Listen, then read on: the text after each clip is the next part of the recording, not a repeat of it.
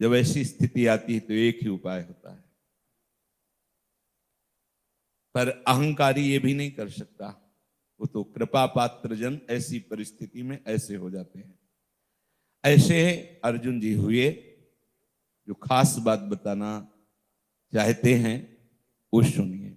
अर्जुन जी ने कहा, कार्पण्य दोषो पहत स्वभाव पृच्छामि त्वां धर्म सम्मूढ़ चेता यच्छ्रेयः स्यान्निश्चितं ब्रूहि तन्मे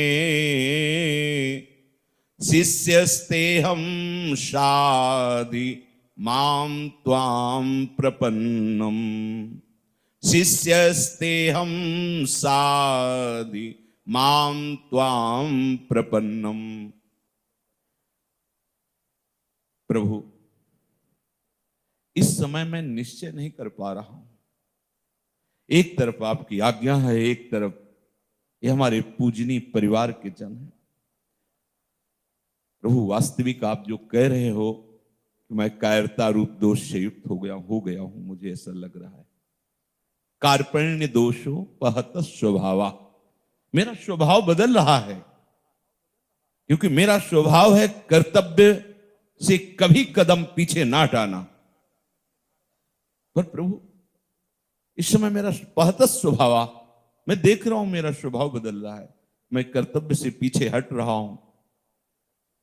बुद्धि मोहासक्त होने के कारण दिखाने लगती कि ये सब पाप है। गुरुजनों की आज्ञा, भगवद आज्ञा, शास्त्र आज्ञा, इसमें विचार करने के लिए आपको अवसर नहीं दिया गया है। बिना ही विचार करिए शुभ जानी। अगर आप विचार करते हैं गुरुजनों की आज्ञा में, भगवत आज्ञा में, अपनी बुद्धि लगाते हैं, तो आप निर्णय नहीं कर पाएंगे। जैसे बोला गया ठीक वैसा ही निश्चय कर लो। हमें ऐसा श्रद्धा विश्वास इस मार्ग में दृढ़ करना है, क्योंकि याभ्याम बिना न पश्यन्ति, बिना श्रद्धा और विश्वास के इस मार्ग पर चला ही नहीं जाता। ऐसा दृढ़ करना है कि चाहे सर्वस्व नाश हो जाए, पर हम शास्त्र आज्ञा, गुरु आज्ञा का कभी उल्लंघन नहीं कर सकते। तो आप देखोगे आप अमृत पद पर स्थित हो जाएंगे। क्या शिष्यता है, यह समझना होगा। शिष्यता का लोग साष्टांग दंडवत कर देते, पर उसका भाव नहीं समझते। साष्टांग दंडवत का मतलब होता है संपूर्ण समर्पण, 8 अंगों से आपको समर्पित है। अगर शास्त्र और गुरु वचनों पर दृढ़ विश्वास नहीं, नकारात्मक भाव है, तो देखो संसार के मार्ग से भगवत मार्ग उल्टा है।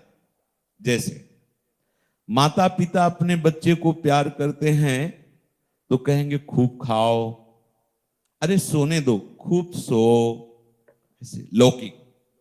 सदगुरु जब अपने बच्चे को प्यार करेगा तो बोलेगा कम खाओ, कम सो, कम बोलो, ये मनोरंजन नहीं, अंतर्मुख बनो, बहिर्मुख नहीं। बिल्कुल उल्टा मार्ग है। अब अगर इसको नकारात्मक पक्ष से लिया जाए तो बोले भरपेट भोजन नहीं देते, सोने नहीं देते, बाहर जाने नहीं देते, मिलने नहीं देते, हंसने खेलने नहीं देते। ये मार्ग उल्टा है।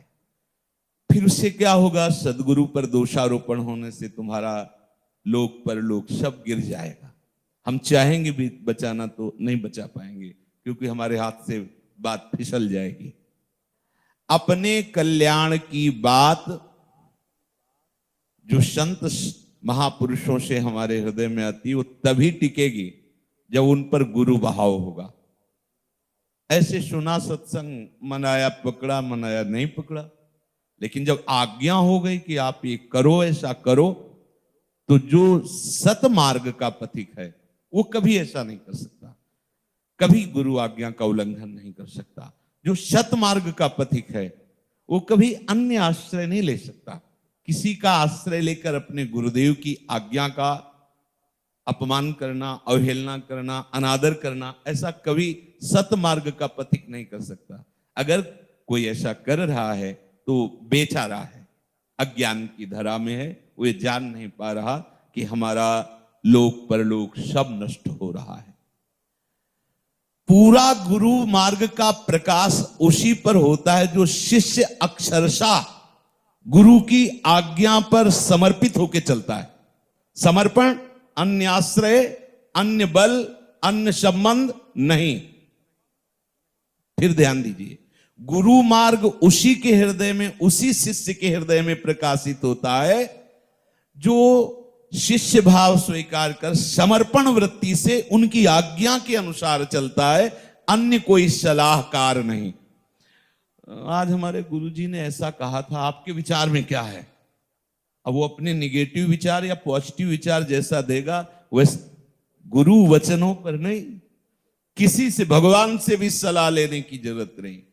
ऐसा विश्वास जो बोल दिया बस उसका हम पालन करें।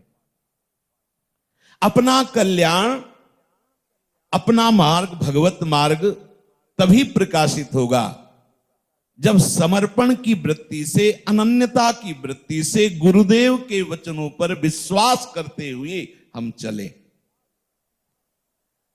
जो समर्पण नहीं करता उसके कल्याण की जिम्मेवारी गुरुदेव पर नहीं होती, और जो समर्पित होता है तो गुरु पर जो निर्भर होता है, निर्भर माने होता है अब कोई भी आशा, भरोसा, बल, विश्वास हमारा अन्य नहीं रहा।